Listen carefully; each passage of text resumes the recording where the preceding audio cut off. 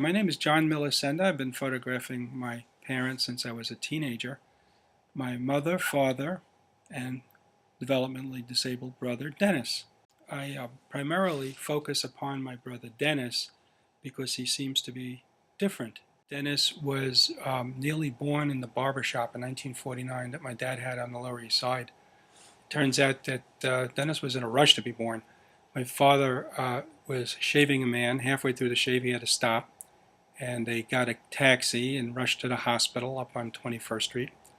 And Dennis was nearly born in the taxi. My mom gets to the hospital and her doctor's not there. So what did they do? They anesthetized my mom, and then the doctor showed up 20 minutes later.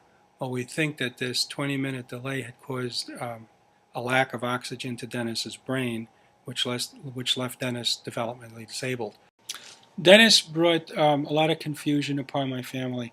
When my mom and dad were dating before they married, they met with a priest. My mother was Russian Jewish. My father was Catholic. He was Italian Catholic. And they met with a priest before they got married. The priest said to my dad, "You're going to go to hell if you marry her."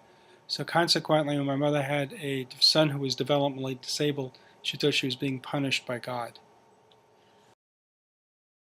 Sunday was a day that we got together. It was family day. We always did some stuff together. My dad photographed us.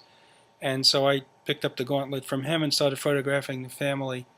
And it became everyday life experience from then on. Dennis now lives in a residence in Gramercy Park with people like himself. He's high functioning. He's like a 12-year-old, and he is doing fine there. My mom, who is now 88, still sees him. They hang out on weekends where they get together. And I photograph all these events. This is what I do.